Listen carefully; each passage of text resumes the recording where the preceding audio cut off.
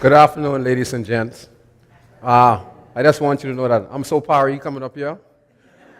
I was never afraid of nothing, but when a person changes his life, his hearts become like one, and you start to be, you see the bigger picture. Uh, it's a pleasure to be here, but the pleasure for me being here is to really let you know the challenges our country face. I don't know how many of you grew up in your particular community, but the community that we live in was plagued with violence and crime. Mothers and fathers were not around to take care of their children. And I'm speaking for me, but many other hundreds of kids growing up the same particular time, at the same particular time. You know, I just have to try and be myself, but I do the best I can.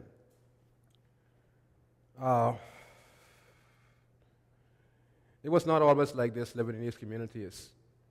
Our communities was once a vibrant community where prosperity and family life was the core value of our community. But something dramatically happened after majority rule and independence. You know, we used to interact with the tourism so that they could come and interact with the Bahamian people, and we had a regular income so that we could support our family over the hill. For some strange reason, this was taken away from us. And because we are not allowed to go downtown no more, we were left to fend for ourselves over the hill. And it caused a serious problem with our culture. Cut off from the tourist industry, once that was taken away, a drug culture emerged. And that drug culture replaced the tourism industry, and now the people who were once dedicated citizens and law-abiding citizens are now themselves confused and don't know what to do. And that change brought upon murder, armed robbery, and most importantly, betrayal. And when I mean betrayal, we were once one people. We used to go in one another's house. That was taken away. And now we're reaping what we sow. My name is Valentino. I and my peers used to lead one of the most powerful street gangs here in Nassau, New Providence, Grandstand. But not only in Grandstand, there are other gangs coming about because of the lack of parents not around. I'm talking about the East Street Raiders, where you had close to 15,000 young men. I'm talking across the road, one corner away. Next group, called the Gun Dogs, they had about 9,000 to 10,000 young men. And our group, we had about 5,000 to 6,000 young men who were all involved in illegal activities with nothing positive to do. I want you to get and understand what I'm saying to you. It was not happening to one particular person. It was happening to thousands of young persons all over our country. You would ask yourself, how did I get here? I'm going to give you a quick example what our country faces. I got here because I'm going to say this, and I want to say this because I want you to understand it. I got here because of a quickie. And when I mean a quickie, I felt that my mother and daddy never planned for me. You understand? And because of that, many of us were born. And it created a serious problem because as a young man growing up in the community, this is my experience, and this is the experience of thousands of young men. My grandmother was the only person, and my auntie and uncle, to teach me what is right and wrong. But they are females. Outside of my home, 2 blocks away, 2 doors away, the role models were, back in those days, were drug dealers and hustlers.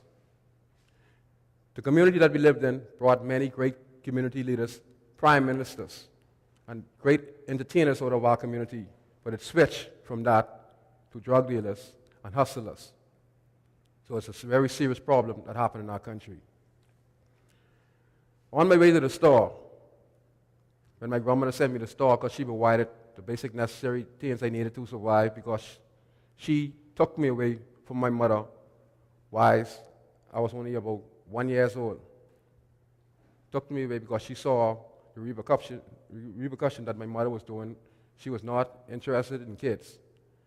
And to add insult to injury, my father, he was sentenced to 27 years in prison for murder. And this is before I was even born. So I was brought into something in a very harsh environment. On my way to the store, I could always remember seeing my mom standing up about 20, 30 feet as I walked past as a young kid. And I wondered what she was doing. She was buying crack cocaine. Not just her. Just about everyone in this room were doing it. So all the kids' mom who were growing up in this community at this particular time, the majority of them was doing this. And when I say the majority, it's like you're going to Kentucky, and Kentucky has a cheap price, selling food for cheap for $2 and $3, what we just had the other day. You see how much people went to the line? Well, the line was like that, with people buying drugs from the drug dealer. You know, crime was not a choice. It was the only choice for a young man or a young female growing up in the community, because this is what you saw every day. Every day you got up, you saw this. You know, this was everyday occurrences. Quick again. Many of the leaders of the gangs who I talked about are now deceased. In a country where you have 15,000 on one end, 9,000 on one end, and many more thousands otherwhere with other groups, I've witnessed 500 to 600 young men got killed. None died of natural causes, just violence. Just recently, my brother, sister, and his girlfriend were killed in a triple murder 2.5 years ago, and my sister was 8 months pregnant. You understand? And this is our country. You know, I brought this paper here because I wanted to give you an understanding of the situation. So imagine if whole communities are like this. You wonder why our crime figure is the way it is. Well, let me show you. 1974, I was born. Do you see the spike? Before my father's time. 1978, I was born. I was a toddler. 1983, I was in primary school. 1988, I was in school. 1988 is the year we started gangs in the country. 1993 is us. 1998 is us. 2003 is us. 2008 is us. 2013 is all those children, all those guys I talked about, those 12,000, those 9,000, they are their children right now in 2013, who are doing the same thing as them and even doing more damage. So when Dr. Allen talks about it, when my good friend there talked about it, they're telling the truth. The statistics there to prove it. And that's what our country faces on an average daily basis. Because it's getting worse. You know why it's getting worse? There are no opportunities out there for young people in this country. This country is blessed with great wealth to benefit the whole entire country and many more. But, like I said, we have to start from somewhere. And also, those who are not terrorizing the streets, some of them are locked away in prison for 25 to 30 years, don't have no access to their children, and their children don't like them. You may ask me, I just saw my father recently about 7 years ago, and you would ask me, well, how are the relationships with your father? I don't hate my father, but I don't have a relationship with my father because I've grown up all my life taking care of myself. He can't do nothing for me. There's nothing he could say to me. There's no way he can direct me because I've been doing it all alone by myself. I don't hate him, but he doesn't mean nothing to me. You understand? My life took a serious turn because I was living a very dangerous life. And when I said I was shot at 22 times, I was shot at 22 times from 22 different young men in all these groups. In all these groups. The Borderboyz, as I call it,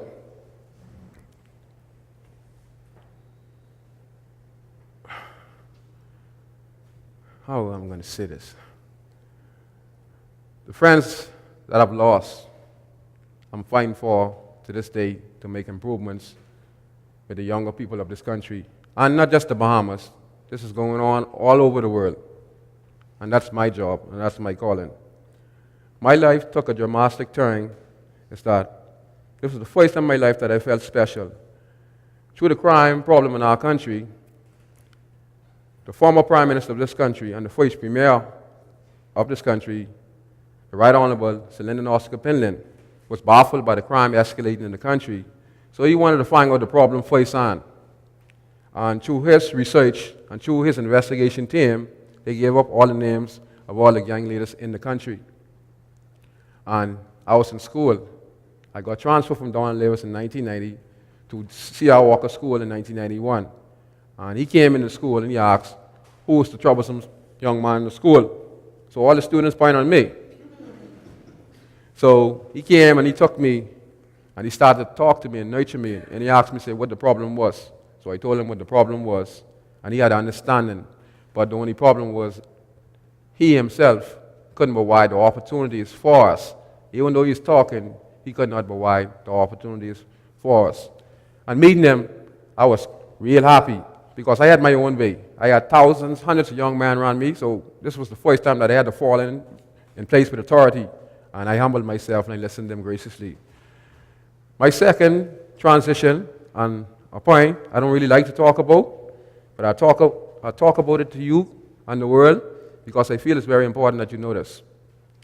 I had a friend who looked up to me as a young boy, because when you're in a gang, you grow up guys to protect your back, and many of them are going to love you like how they love a teacher or love their mom.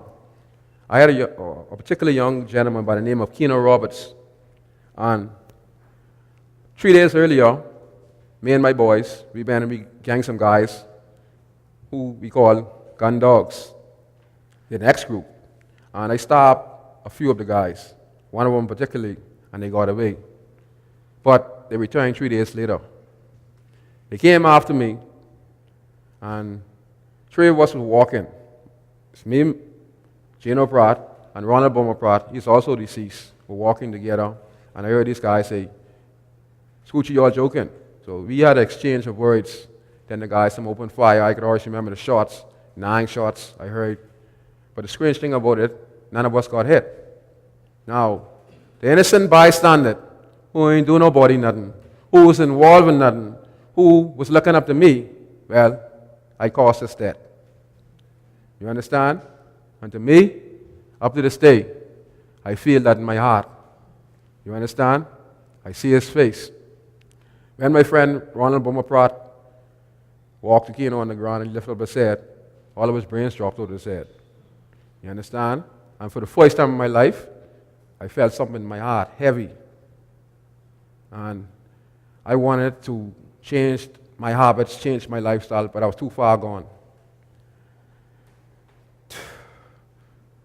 Thirdly, for me, adding on the injury, I was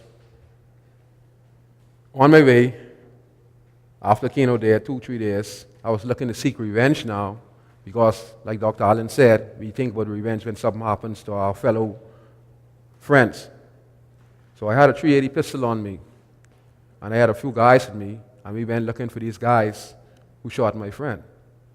But a strange thing happened. On my way, I ended up finding some shots of some guys through the back road, and the police got called in.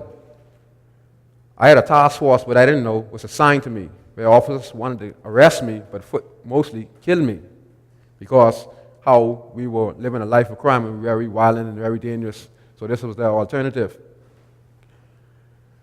I was apprehended in a struggle with the police officers.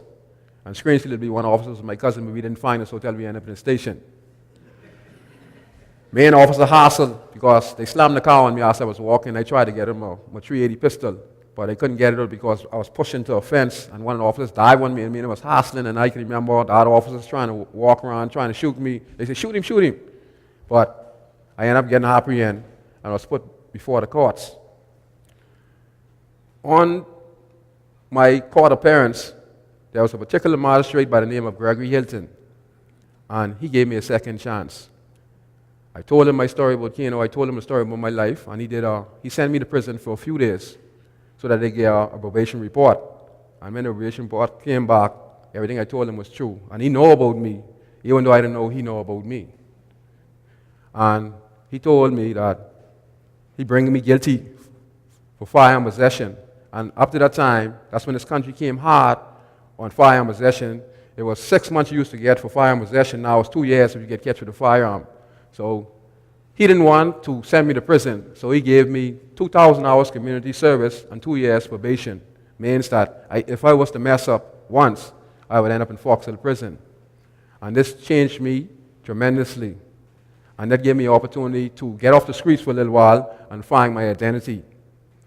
So I was trying to find out a way how I could reintroduce myself to society from being a gang leader into something productive. With the 2 years probation, I was allowed to open my mind now and find my key. And my key came at a great time. So I come up with this plan to start a basketball program. Now this is a very serious thing, and this is a very serious thing, and show you the sports power, like Pepe said. I had to go to guys who I was fighting with. The Raiders, the Gun Dogs. Now, all these guys were afraid of me, and I was afraid of them because we were doing the same thing. So when I went to them and I told them, said, let's do a basketball tournament. Would you guys like to play in the basketball? Nobody's Scoochie. We ain't for that. You're trying to set us up. So I say, what can I do? What can I do to guarantee that if you were allowed to come in, nothing would happen to you? So they say, if you're serious, come cross our side. Now, I'm going in a neighborhood where we shot, stab, and probably kill 1 or 2 people throughout this thing out. I have to make up my mind if I want to become this person. So I did. They're like, okay, come in. So I said I'm going to be there 12 o'clock because I ain't fool enough to go off at 6. So I said, come on 12 o'clock when the sun is out. So, strange thing happened. When I went, I was their hero too. Because all of them know about me, so they embraced me. They say, okay, now you come. Scoochie come. Some are grumbling. Why you get this nigga come around here? Some say, no, boy, don't play around this nigga. We didn't give this nigga his word. And once he come in here, we ain't gonna bother him. So it turned out well. So we got it started. So with that in mind, we went in the park. Our tournament was the best basketball tournament this country has ever seen. I've never seen nothing like it. Nothing. Nothing like it I've ever seen. Guys who were once killing and hurting one another come together for one cause. Now we're sitting on some smoking, drinking, but we are friends now. So with that in mind, that gave me a different sense and a different purpose. So I said, you know what? I've been doing it for 18 years. Never had one fight. Never had one fight. And I wanted to do more. So I was out there, like I'm talking to you now, to get people to join in partnership. So I met Ms. Alexander Melis, who turned me on to Lucas Metropolis. He's right in the back there, and he's from Duke University. And he does a Fishing for Family in Need program. So I said, this is beneficial. I need this. So we got in contact. And kids who didn't know how to fish, didn't know how a shark looked, didn't even know how to put bait on the hook now, learned about these things with this program. And it became very, very important now. Everybody anxious now. This John, he got his hands full. So I wanted to do even more. When we talk about community development, I also talked about that's a Fishing for Family right there. Kids who never know nothing but fishing. I thanks to my friend Lucas from Duke University for coming down to bring this here to the kids. Papi, when you talk about troublesome children, that's one right there. Mikey. He carry your phone and everything. So you see, harness the energy. Then most importantly, I did a heritage program with Dr. Rita Pratt because I said that we need to know our history, where we came from. Because these are the programs I want to introduce. This was God gave me to do. Fortunately for me, and let me show you how serious life is. People said that Dr. Martin Luther King was over here in 1964. Dr. Martin Luther King was over in this Bahamas 1958, working for civil rights and justice for the average Bahamian people right here in this country. And we made that discovery with Dr. Rita Platt. In fact, he spent 3 days through Lewis Creek doing civil rights work right here in the country. So God has blessed us with resources. Now, I'm headed to building the community center, which again comes from Lucas again. Because now Lucas, he needs a base. I convinced him. I said, forget about Valentino. Look at all these kids there you have with the fishing program. So imagine if you could build a center and teach them right in the center, in the community, where they don't have to go to the College of Bahamas. They don't have to go to BTVY. They are in their community where they have the trade. They're going to have a scholarship program to travel the world. And that's working with Lucas. And this is our biggest project. And we want to design one of these and many more for the whole Bahamas and probably even the world. And that's our major project.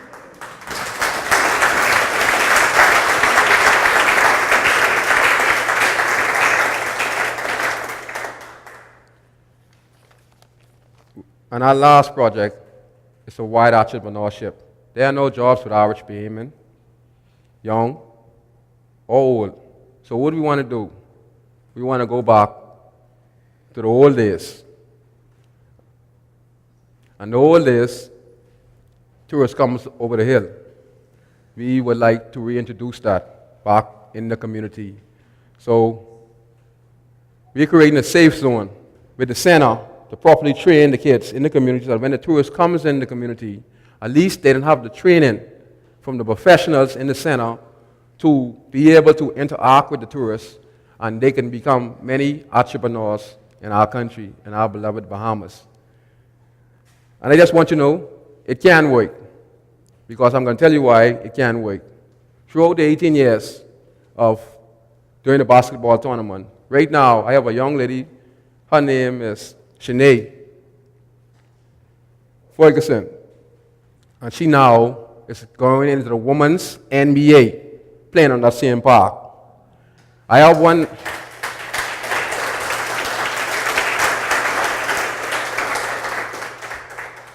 I also have Donnie Moss, who played in the park with Shanae, and then him too now is playing in the Canadian League, professional basketball.